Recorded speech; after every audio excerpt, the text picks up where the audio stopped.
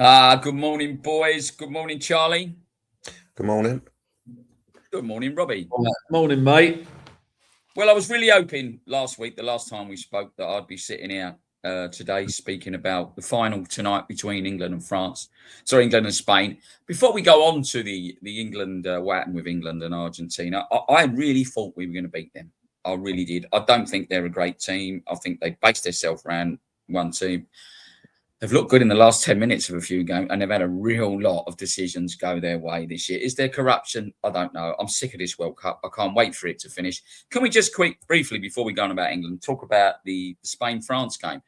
I thought as a team, Charlie picked France at the beginning. I did pick Spain. I thought France had a great team of individuals, but I thought Spain had a terrific team, and they played some great football, and I thought they controlled the game. Charlie, did you watch it? I did. I didn't think it was a great game, and funny enough, we kind of mentioned that we thought it would have been like a tactical warfare, didn't we, rather than an open game. I don't think it'd go down in terms of classic semi-finals, but in terms of Spain, yeah, I thought they were brilliant. I thought they dealt with it really well, and going 1-0 up, England should have took a lot of notice, shouldn't they, on a control game at 1-0. The difference is, Robbie, sorry, before I come to Robbie, I just want to carry on with you, Charlie. When you're 1-0 up, right, I don't want to come into, but you play through the lines, didn't you? You play your intricate triangles. What you want to try and do is play keep ball. Keep the ball. If you've got the ball, they can't score, aren't they? So play through your midfield, get your runners going down the line. I mean, I think one of the most annoying players that I've seen in years is Cucurella. Wow, what a World Cup he's had. I think he's had a good World Cup. And if you can try to control games, when you need to increase the pace. When you need to slow the game out, take all the energy out of the other team, learn how to play it around. And I just think technically they look really good, and I hope they win tonight. Robbie, how did you see the France? Yeah, I actually think Spain are a proper team. It's not about one. Even that Yamawi can have a quiet game. Tactically, their coach got it spot on. He worked out how to stop the supply line, because we all thought, you look at the French front four and it's fantastic, and they will waltz into the final.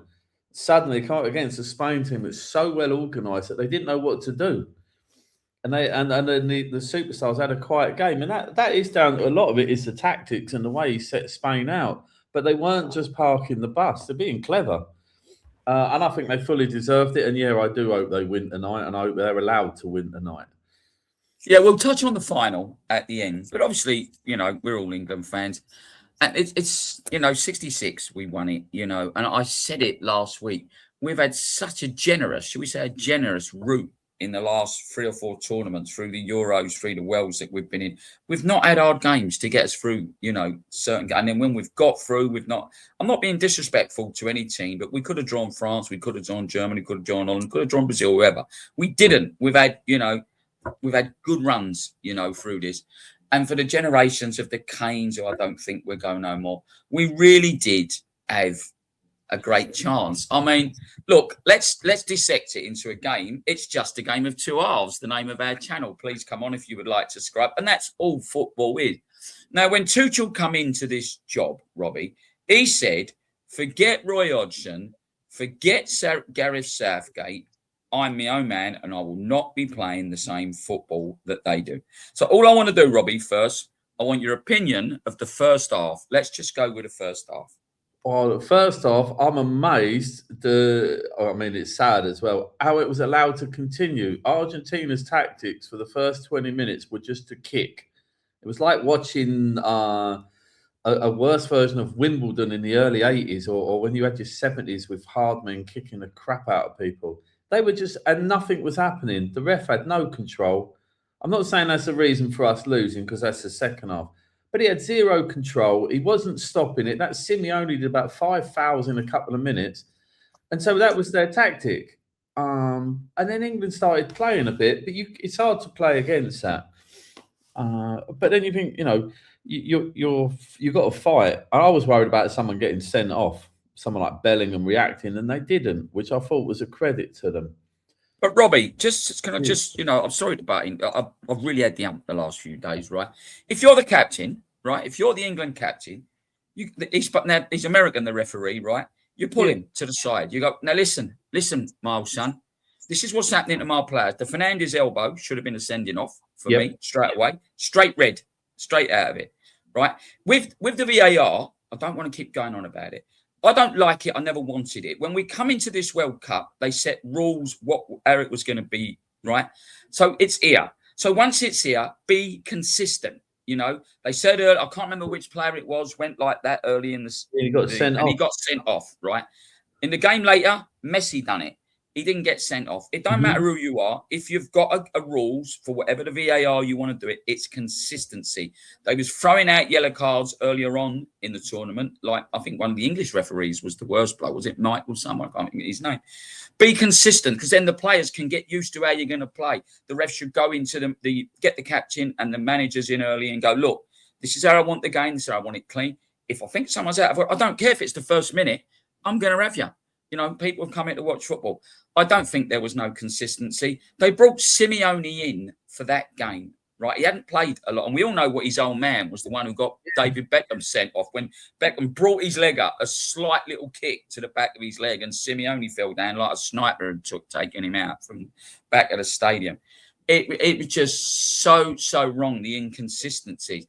But what I'm saying, Robbie, even at the rehydration breaks, which is a load of old dross, which never comes into the Premier League, Touchel should have got Kane and gone, right, if that's how they want to play, we'll have some of it. Let's have it. Let's have it back. When they do it, let's grab hold of them. You know what I mean? Let's give it back. Let's get in there and let's change it, which we didn't do. We sort of let them get away with it. Was we being wound up on purpose? I don't know. Do you think they set that out as their story at the beginning, Robbie, to get into them early and thought, when he's not going to give yellow cards in the first minute, so let's really get in and let them know we're here? But they did, and then they weren't stopped, so they carried on. You know, you call them the dirty arges. It's exactly that. You were talking a few weeks ago about when Alf Ramsey called them animals. I was trying to explain to my 9-year-old, this is his first World Cup that he's been interested in. I'm trying to explain to him, he's saying, why is the ref not doing anything? How do you tell a 9-year-old that it's because it's a poor level referee? And then but why is he doing the semi-final? You can't argue with that logic. You know, it was just, I thought it was a farce, to be honest. It's meant to be a semi-final of the biggest competition in the world, and it was a farce. Yeah, I agree. Charlie, give us your what you thought of the first half, and obviously include the goal, unlike Robbie, who's just sick of the dirty RGs as he likes to call. Well, I mean, first half, it was 0-0, wasn't it? And neither team actually had a shot on target. But I think we were the team who did actually try and attack, and if anyone was going to look like scoring, it was us. But if being honest, no team, I mean, in terms, really laid a glove on each other in terms of looking like they were going to score. I think they did set their stall out to kind of rough us up a bit and get under our skin, which, to be fair, I don't think we really did. And I think towards the end of the first half, we were giving it back a little bit. I mean, let's not forget the first yellow card of the game was Anderson taking out Messi. And I do think we was kind of giving it back as and when. But I thought Jed Spence was having a great game. Was really impressed with everything he done. And I think we looked all right. And I think it was surprising a lot of people the way we played. Charlie, was you surprised with the inclusion of Rodgers on the right? Because it surprised me. I was, yeah. But when you look all through this tournament, we've had a real problem with wingers starting and playing well. So we mentioned Saka then after last night's performance. Should we mention that yet, John? Well, that's what I mean. Like, for the games he started beforehand, Saka, he didn't do anything, did he? He looked better coming off the bench. And but yeah, first half, I mean, in terms of boxing, I'd probably give it like 10-9 England, but without any teams really kind of doing much.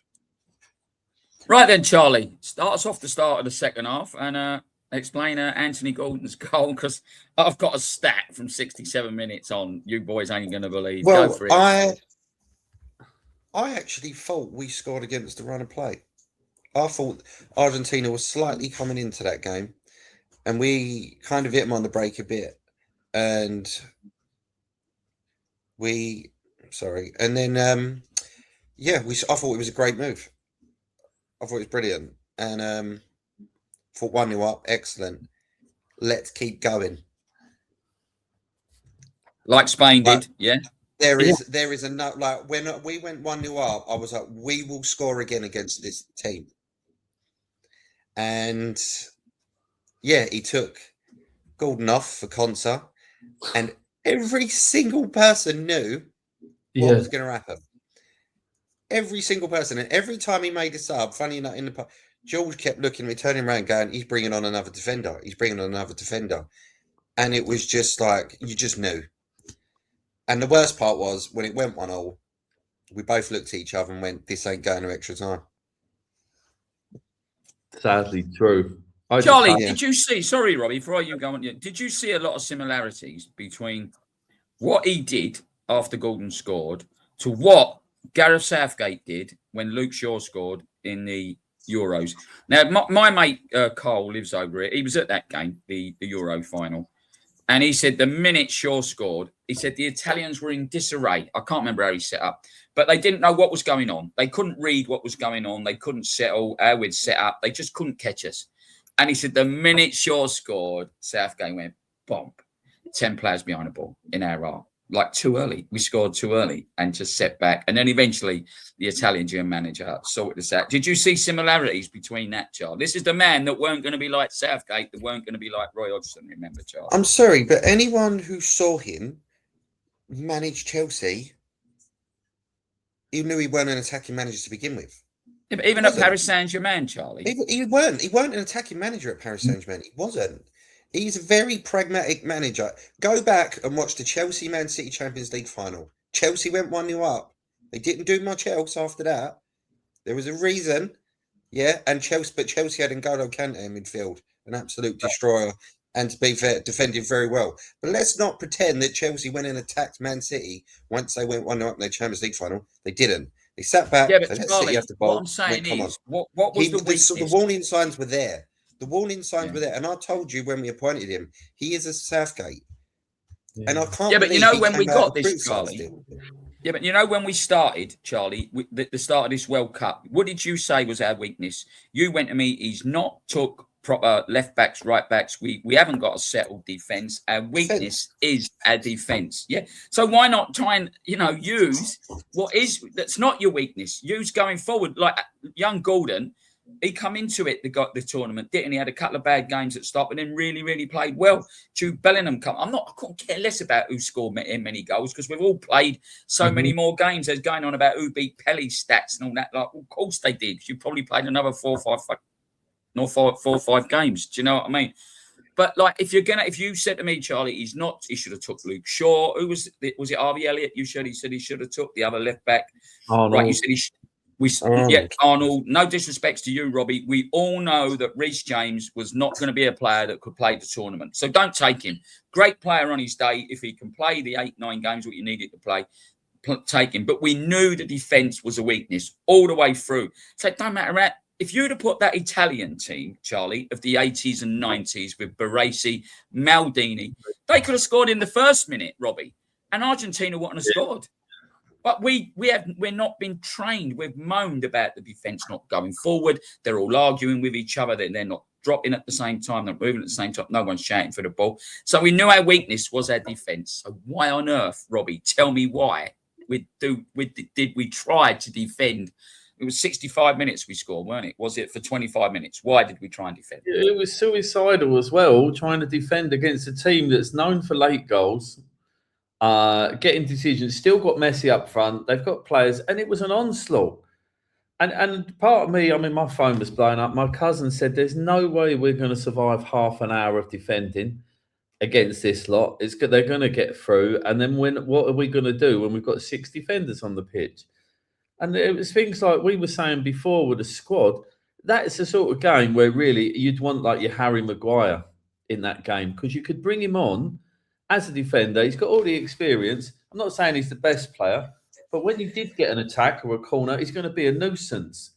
We were too timid in the second half. It was almost like they were scared. It is like a psychological thing, but it's tactical. But as soon as he brought on defenders, you must think like Anthony Gordon scored, and he was probably the fastest player we had. And my mate had a bet on him scoring 2, and he hooks him. So what does that tell Argentina? We're going to defend. And what does that tell our attacking players that are just going to go, oh, well, lads, we've given up then. Let's just sit back. But you're sitting Right, back. taking Rice off was the worst thing he did, Robbie. Gordon was bad, but taking Rice off, we had literally... Rice was dead on his feet. Yeah, I think he was. Rice has had fitness issues this entire World Cup. Rice has had fitness issues this entire World Cup. He looked out of it. We needed him. He looked like he struggled. He struggled in the other knockout games. But again... I do agree, but sorry, Charlie, I do think John Stones had a great game in that game against Argentina. Robbie? I think all the defence did. I don't think you could sit there and turn around and go, the defence had a bad game. Pickford made some great saves. But the problem is, again, when you... Even Touchel tried saying, oh, I didn't want them to defend. But if you keep bringing on defenders and you're a player, you're looking at that going, well, we can't go forward. It's impossible to go forward. But the thing is, again, none of these decisions made sense. How many times did Argentina do that short corner? How many times?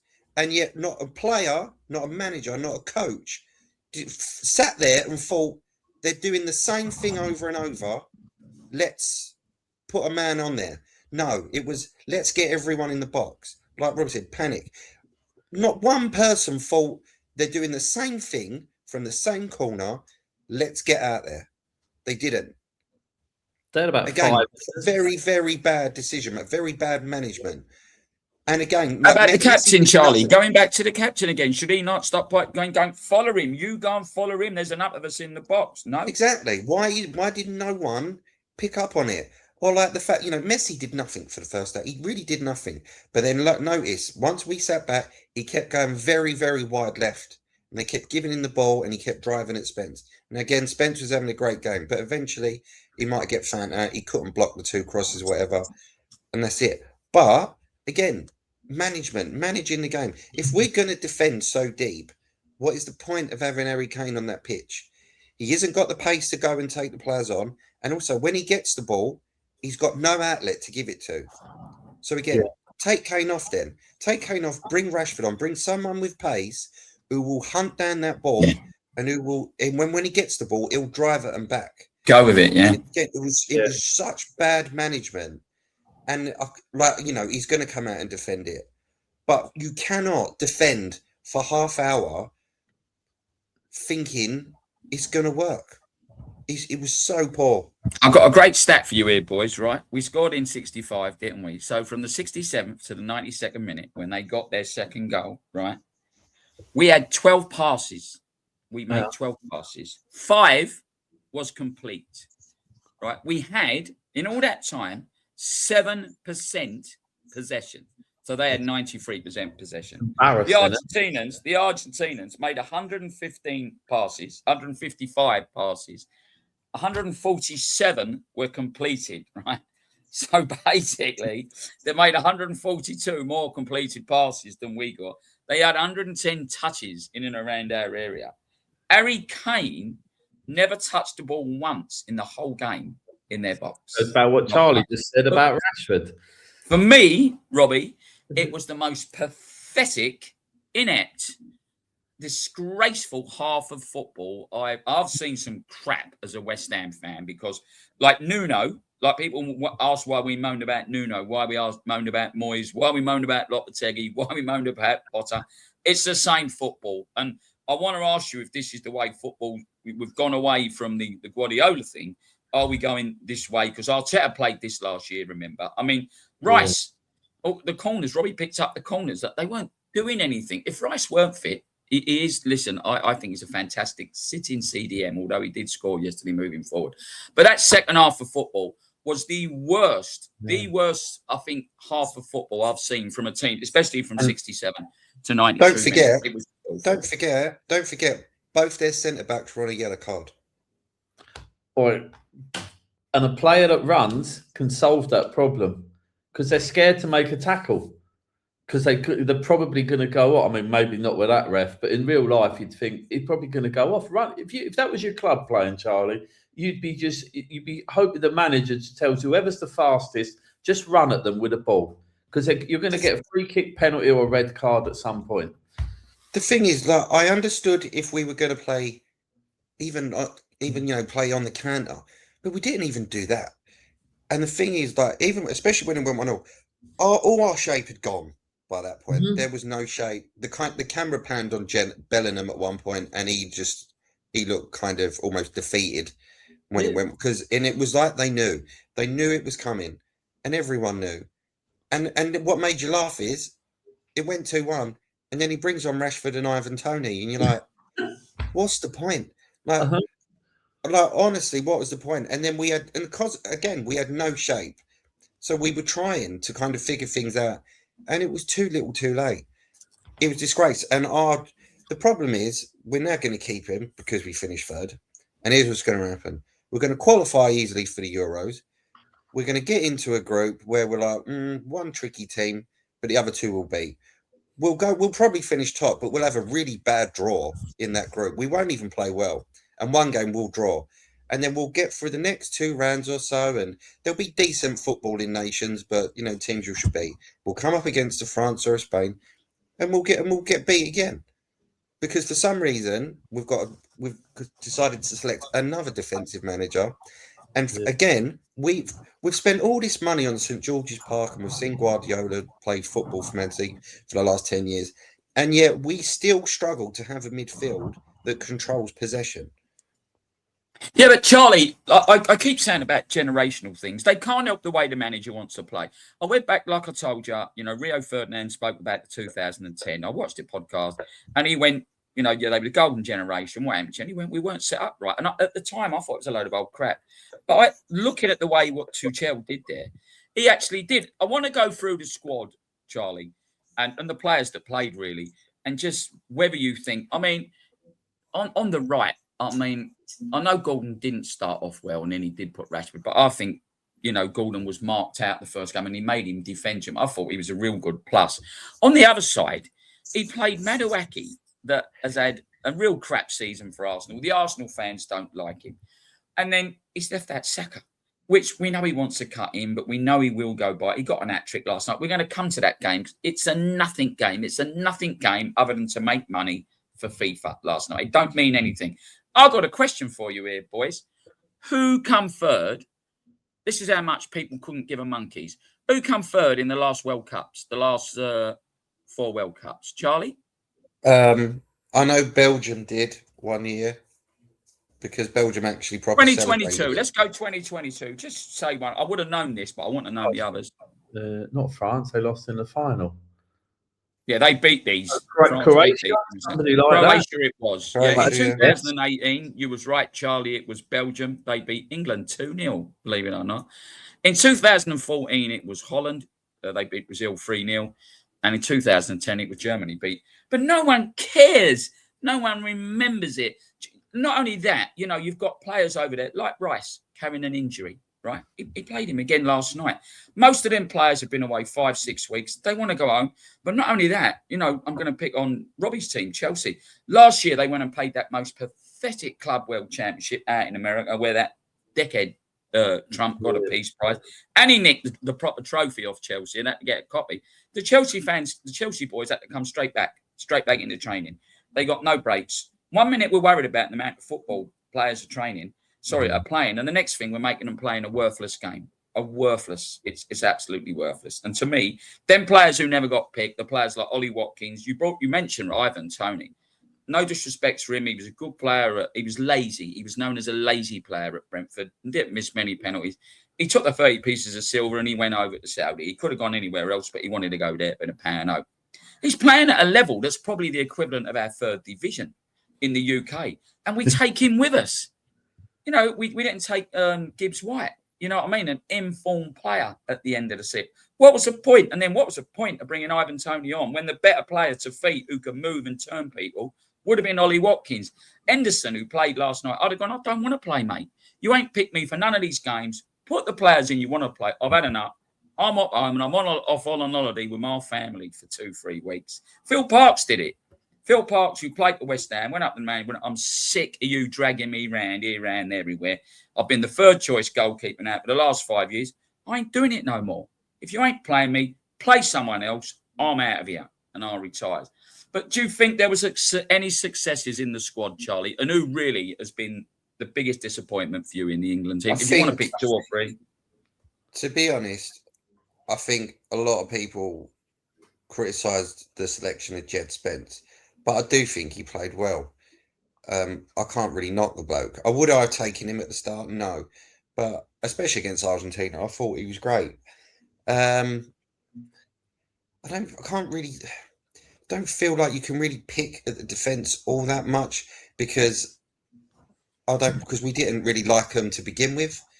So I can't criticise them for having a bad World Cup because they was just average, wasn't they? Really, it's the best thing you can say. I don't think Rice particularly had a great tournament. Again, I don't know if he was carrying fitness issues or what. Anderson is a neat and tidy player. Done okay, I guess. Golden came into it but started badly. Bellingham was the standout. Saka, Rashford, Madueke didn't really do much. Again, before the tournament, there was talk of Saka maybe even carrying it. Apparently, he could not finish 90 minutes, so he either had to start a game or he had to come on as a sub, which maybe turned out to be true. And although Kane started well, he kind of faded towards the later stages.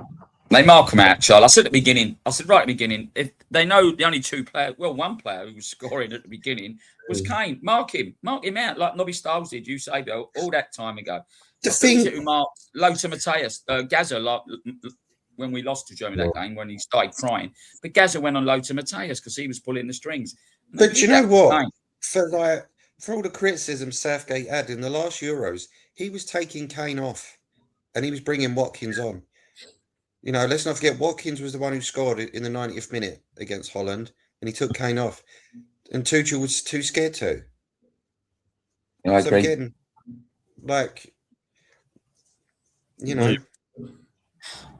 Charlie, 2 of these players that have gone out there, right, with England, have been sold for a combined figure of around about 230 million.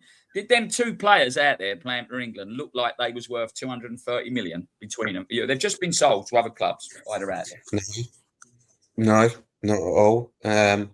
But when you've seen the prices of players already this summer, you look at the 2 midfielders Tottenham have bought for 185 mil. You knew it was coming, and especially when you transfer from another Premier League club and all, and if you're English, they're going to add it on another 30-40 million as well. It's ridiculous. I'm getting the ump this morning, Charlie. Really getting the ump about everything this morning. Charlie, this is for another show because I said to Robbie before you come on, they've always wanted the Premier League, a 2-tier system. They wanted to keep that 6 there so they didn't go and join another league. And they do want that. And it's coming now because with the price these are playing, you're definitely going to get 2-tier systems because clubs ain't going to be able to do it. Robbie, let's go on about England. We'll save this for another day. I'll get you up about that. Who was your successes for England and who was your real... really, Spence, it seemed to me like he's trying to play his way into getting a move to a bigger club. I've got to get the digging in. But I thought he did really well, to be fair. Not like he said, it's not one we would have picked, but didn't have a lot. I didn't think Bellingham was our best player because he had a lot of drive and determination. It's not, being outstanding. He's a cracking player and he wants to win. When you said he looked defeated, he did. And so that's been kicked out of him or coached out of him. Kane's going to score goals if he gets chances, but we all know that. But he's not going to dominate a game. Whereas Bellingham could dominate a game. Yeah, Messi's going to dominate. What's Spain? What's the guy for Spain? Is it Como or somebody? They could take control of the game. Rice, for me, was really disappointing because he did have a good season with Arsenal. But how does a player whose every corner kick and free kick is terrible not say to one of his mates, here, you take this one? And the manager or the captain even, they should be jumping in and saying, look, this isn't working. You haven't got your Arsenal players there. You haven't got your rugby tackle, attack set up. So someone else takes it. It's defeating, isn't it? And it's flat. There's not a lot of imagination. We did well to get to the semi-final, and obviously we all hoped that we'd get through that, especially against that lot. So it is disappointing. But if we'd have gone out and lost like 3-2 in a cracking game of football, you'd accept it easier and go, you know what, we were beaten by the better team. Rather than being frustrated, you're beaten by a better team. And in the end, it was like that, wasn't it? They sat back. But I think he bottled it, Robbie. If you went back to Charlie's point about, which is a great point actually, Charlie, about the corner kicks. But Fernandes is in the Premier League. We know he wants to shoot, right? We know he shoots in them certain areas.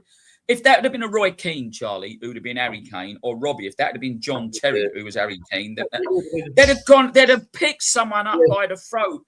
Look, you know, we don't need you on the front post because they're dropping this short corner all the time. If you're not going to go over there, I'm going to pick you up by the next bit. Go over there and meet them. You know, you've got to, Robbie, I've got to be honest, though, at some point or other, if you look at the way teams defend, right, there's only 3 real ways that we defend. We do man-to-man marking, we do this zonal marking, or they do this hybrid marking, which is a one of 2.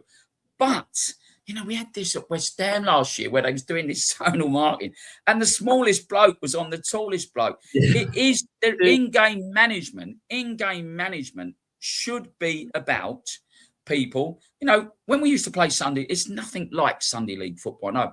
But my old boss, Den, you know, at Sainsbury, hard as iron, you know, played centre-back. He would let someone know he was there. And if you knew someone was keep doing it, mate, drop a bit.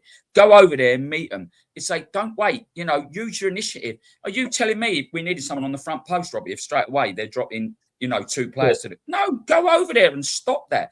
In-game management should be done by the captain. We shouldn't be waiting for Touchel to shout to Harry Kane, look, Harry, I know there's lots going on. I know Kane's got a lot on his mind. Or even the defenders. Who was the main defender? Probably John Stones, called the line. He should have picked it up. Or Gay. He should have gone, right, go over there. Don't let them do it no more. There's some things in football that they're basics. When you're a kid, you know, force someone down the line if you're the winger. You know what I mean? There's so many different things. I mean, when we we kick off, we pass it back. You know, years ago, you had 2 players in the centre circle, didn't you? And the ball had to go forward. The ball had to go forward. Now we pass it back to the keeper, who roofs it up, and then you're hoping to win second phase ball. And if you ain't got enough players on there, mate, it's sort of, people moaned about Guardiola football, but without that little ball, without that, you can't play anything. Get the ball. You said about Rashford running down the lines. How many times did you see when you were 1-0 up years ago, someone would take it down to the corner flag? And if you got fed up with it, someone would say, kick him into Rose Ed, wouldn't they? Kick him into Rose Ed. You know what I mean? Got up with it. But we didn't have no outlet.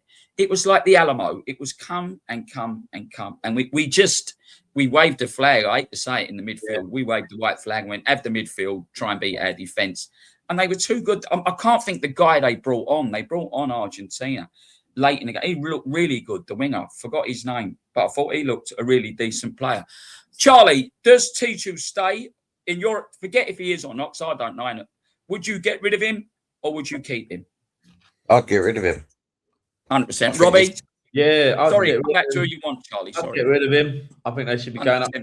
Charlie, who would you go for? And I prefer, preferably, an Englishman, unless we get George Jurgen Klopp in or Guardiola. No, I do want an Englishman because, you know, no matter, regardless of what happens in this final today, the stat will remain that whoever wins the World Cup, the manager is of the same nationality as that country.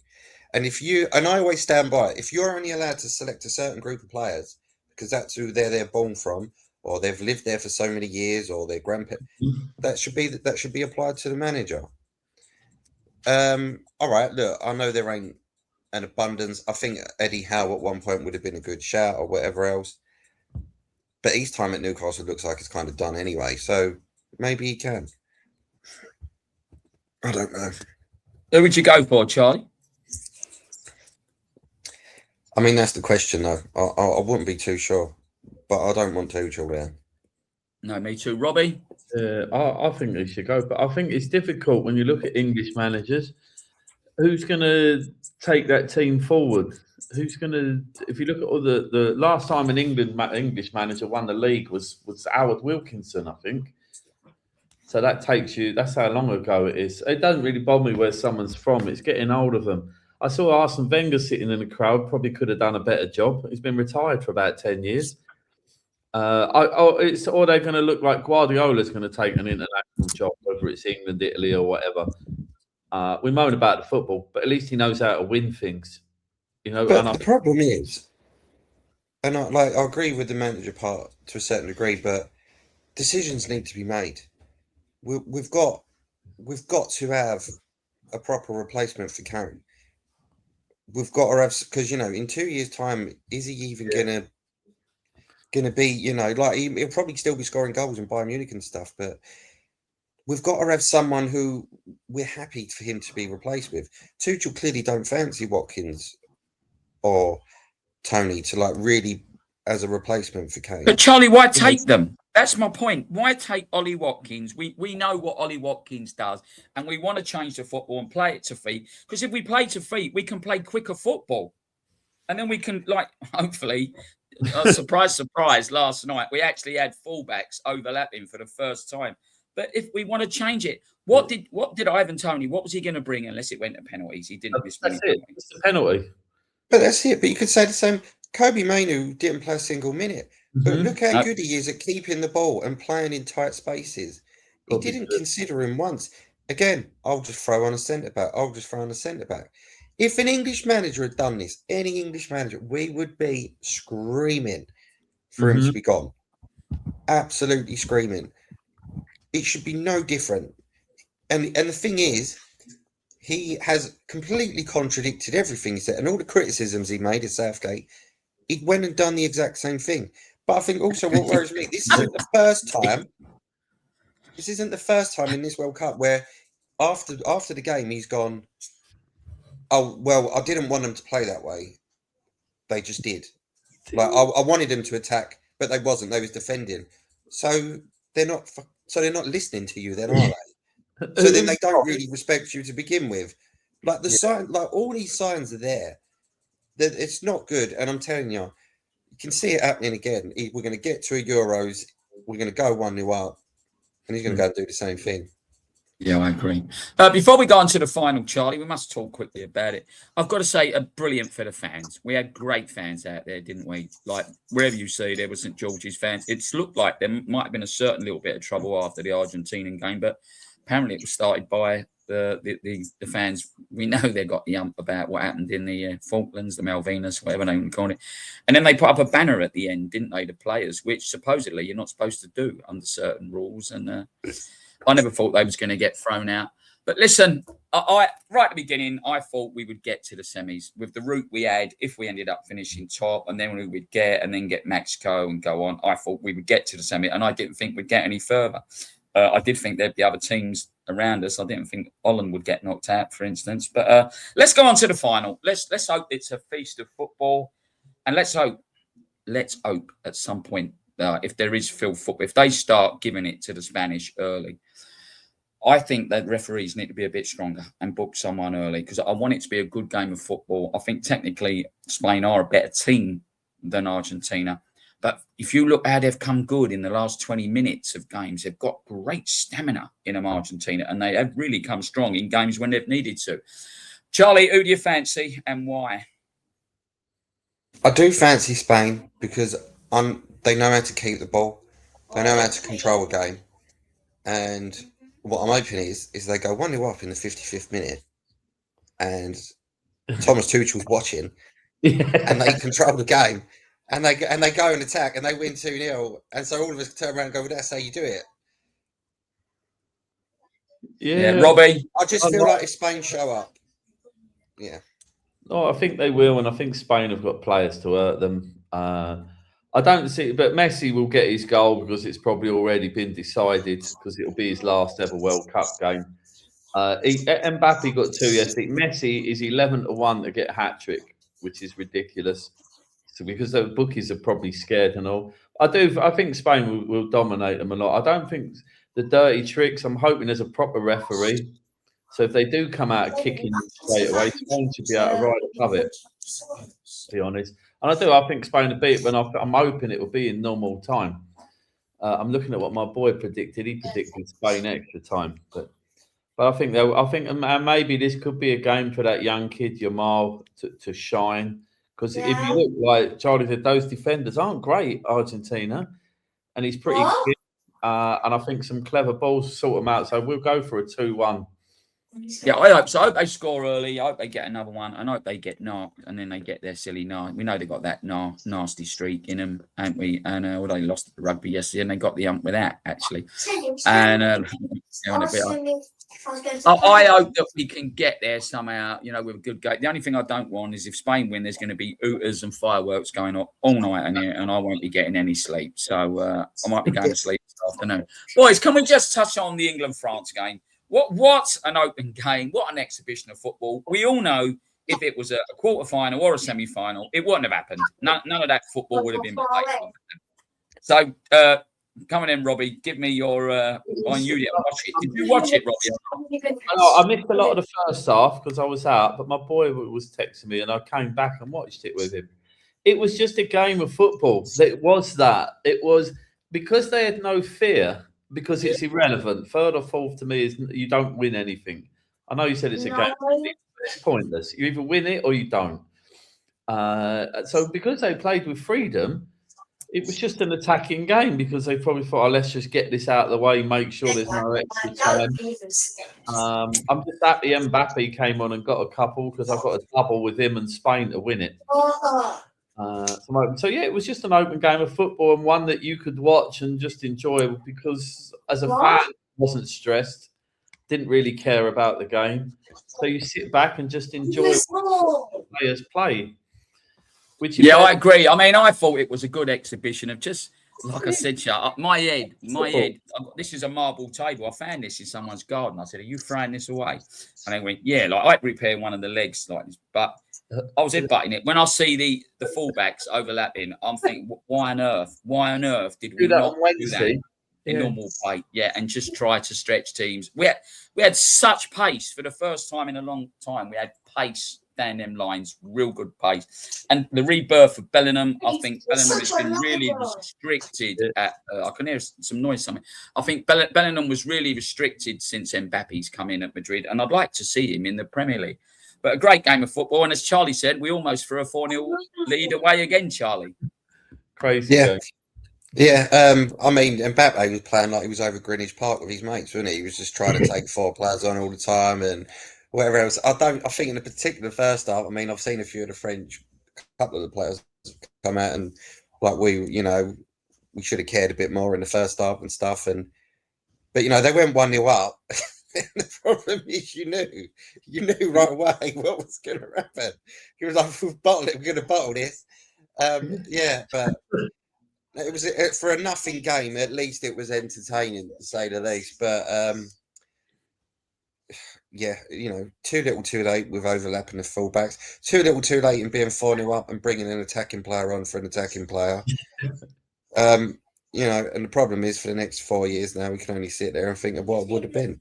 I'll be 42 at the next Charlie, if that had been a proper game, right? If that had been a proper game and we were 4-0 up, and when it come back to 4-3, I'd have put my foot through the telly. I'd have had to go out and through the telly in a swimming pool. I would not have been out. I would not have been able to stand it no more. I know it was a nothing game, but to let him 3 goal.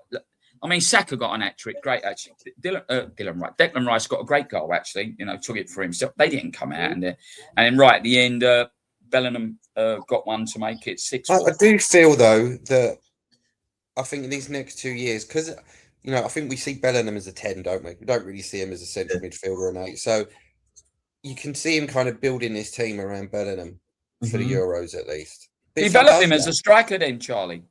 Maybe, that false 9 that Spain do. One thing with Bellingham, if they do that, yeah. Sorry, mate. One thing with Bellingham, because they got the penalty and he walked over to Saka and gave him the ball because he knew he was on a hat trick.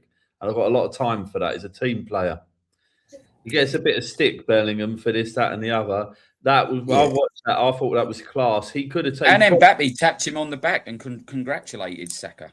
Yeah, but I just think as a team player, he's probably next on the list to take penalties, and he was on the goal scoring chart, and he's giving it to his teammate. And I've got a lot of time for that when players do it. I think that's how it should be.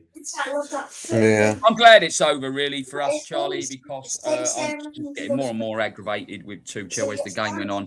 I said to you, we against Mexico, we lucked it really. We managed to hold out.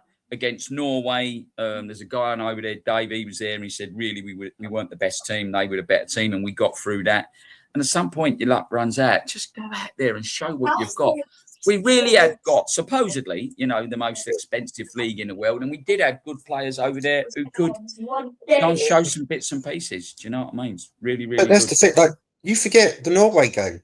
We sat back and defended that whole entire second half. We let Norway come at us, and we were lucky that Ireland just weren't up to up the standard, and they didn't really offer much, nothing else. Norway.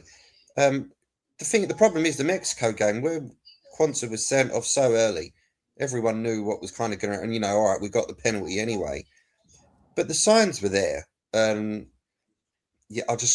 Unless he learns from his mistakes and he doesn't come across like a man that does, we're going to be sitting here in 2 years' time at the Euros talk the exact same thing. Right, boys, to wind up, my feelings on this World Cup right from the start. He's now bombing Iran again, which we started off with. Why should we go when he's bombing Iran? Is it out of Spain, isn't he? He's done what, mate? Sorry? Is it out of Spain? He's going to remove Spain from NATO, apparently. He can't remove anyone from NATO. Nothing to do with him. And NATO is a defensive play, the North Atlantic Treaty. And it's not like when he wanted them to go out and put ships into the Straits of Hormuz. I'm not going into politics, but you can't do that. Robbie, overall, has it been a success for you this week? Have you enjoyed it? No, I mean I've watched a few good games, and it's been nice sitting with my lads watching it. To be honest, some of the games, there's been some boring games, and there's been quite a few that I haven't bothered with because of the stupid hours that they're on for us. So would it go down as a proper classic World Cup? Not in my opinion. The England-Croatia game was probably the best game I've seen in the whole tournament because they were going for it. Again, England couldn't defend, but it was probably the best game. Last night's doesn't really count. Overall, no. There are not many players that you're going to talk about after this that did amazing things, to be honest. If there's any one player you could take to Chelsea, Robbie, because I know you've probably got the money to buy them all, but who would you take? Would I take him? What, from England or from any of the From anyone in the whole of the tournament, who would you take? It would be for the way they've played. Who's the number 10 in Spain? I think he's had a good tournament. Como, is it his name? I can't think of his name. Him or the Spanish striker, because we need a striker. And he's hit a few goals. And a goalkeeper, Robbie. And a goalkeeper. Yeah. Well, the Portugal goalkeeper, they're meant to be bidding for. But we'll see. Let's hope they pay less than 100 million for him. Charlie, overall, do you think it's been a success for you this World Cup? And if there was one player you could take Man United, if Chelsea ain't bought him, who would you take him? Do you know what? I think in general it has. I think a lot of people came into it worrying about the small teams getting stuffed and people worrying too much about ticket price and everything else. I did think the football kind of shone through at the end. Congratulations to Cape Verde, the only team Spain and Argentina couldn't beat in 90 minutes. There's a stat for you. And but yeah, in terms of one player I would take, that's been a tough one. But do you know what? There was a Belgian player, he's known him for a few while, but I think he kind of shone out this World Cup, De Ketelaere. Oh, yeah, good call. Yeah, he's at Atlanta at the moment, but yeah, good player. Yeah, I think I'd take the winger from Switzerland. I can't think of his name. Black guy. He had a good tournament. The one who's just gone to Villa. Yeah. Has he just gone to Villa? Gone to Villa. Charlie, do you think that I did think that they brought some real toughness and some real speed to the tournament, were the African teams, and a lot of them did a lot better than most of them expected. Do you think within the next 20 years we're going to see a winning team from Africa, Charlie? Possibly. I mean, the problem with the African teams is they kind of almost lose their structure and kind of lose their heads a bit, don't they? It's not like they don't have the players. Mm-hmm. They've had the players. Some of the teams that the African teams have had, Ivory Coast had an amazing team, won World Cup and stuff. They just, look at Morocco. Morocco looked good against everyone until they decided to just not turn up against France. Possibly, but I think with the African teams, I don't know, because they don't really have world-class managers and stuff. You never really see a lot of African managers like getting the top jobs, do you, and things like that. I don't know if that's a concern or just maybe the way they play in general, but you never know. I agree. Robbie? I think it does depend where the World Cup is. That's going to make a huge difference as well, the heat and stuff. But most of the players are in Europe now anyway, so I don't see why not. But like Charlie, probably, and the same with England, a lot of it's down to management. You know, if you look at the Spain manager, they made it to the final. I didn't even know who he really was, but tactically, he's outmaneuvered a lot of teams. So it might be just that a decent manager that could take them, that's got experience. That's the problem, Robbie, with the Premier League, isn't it? It's this small group of managers who they want to go. I mean, Glasner's just gone to Notts Forest. They've got rid of Pereira, haven't they? And I didn't see that one coming. Why has he left Palace to go to Notts Forest? But if you look at the English Premier League, when someone goes, instead of looking, like you said, the main manager out of that group, we don't. We look round the same way. Oh, we're moving. Look at Nuno. And everyone's telling me how good Nuno was. The bottom 5 clubs of the Premier League this year, he managed 4 of them. You know what I mean? That's what a great manager he's been. I do think with this Infantino, I think he's had too much input into this World Cup. I do think it's gone along with Trump, who's probably the most corrupt president we've ever had. Apparently, his family's earned more than $9 billion since he's been in charge. And I think this Infantino has got to go. And do you know what I'd like to see? I would like to someone else come in and take it away from FIFA. Like we had this group come in that wanted to create a new Super League from the Premier League and take it away. I'd like someone to do that with FIFA. Now, where money's involved, wherever in any walk of life, there's going to be corruption. But I do think it's now just corrupt. It's a corrupt place, FIFA. Look at the start of the next World Cup. It was supposed to be around Portugal, Spain, and who's the other one? Morocco, isn't it, Charlie? And now we're gonna play games in Argentina, Paraguay, and Uruguay. I mean, because it's a centenary one. Yeah. It doesn't matter. It doesn't matter. You know what I mean? If you want it, how about all the teams who's got to do all the travelling? How about what happened to the poor Iranians in this? Had to come over here, you know, and drive for 2-3 hours, play a game, immediately go from another game. They didn't have time to set up like all the other teams. It's unfair. Let's make it a fair competition for everybody. And Infantino is corrupt and FIFA is corrupt. When Platini come in, we thought he would change things around. Unfortunately for us, Sepp Blatter got his wallet out and went, don't worry about the corruption. Have a bit of this, Michel. You have some. And they got found out. It is a corrupt place.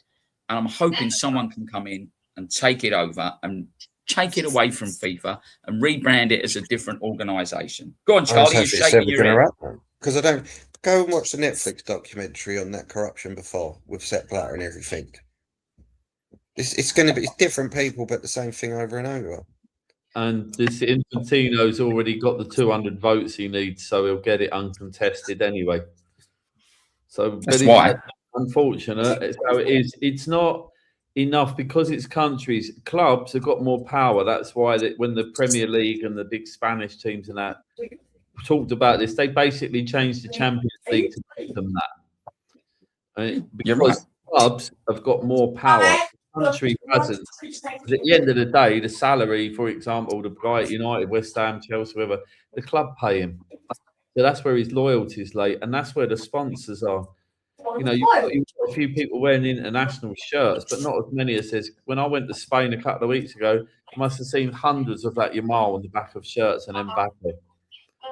So the clubs have got more power. The countries don't. They just kind of have to get on with it. Best thing about Spain, Charlie, Robbie, there's loads of little, should we say, Asian shops, and that sell all the shirts for about 10 quid. I'm hoping to get the new West Ham one next week. Boys, great show. A bit of angry today, a bit of anger coming out of me. Charlie's brought a bit of decorum to it. Robbie's brought a bit of filth, the RG filth he's brought to it. So we've had a real good mix. Gentlemen, the championship is starting soon. And also the Carabao Cup is starting soon. So we will be back with that. West Ham starting their league off with Portsmouth, believe it or not. Gentlemen, have a great weekend and thanks for today. All right. See ya. Yeah. Bye.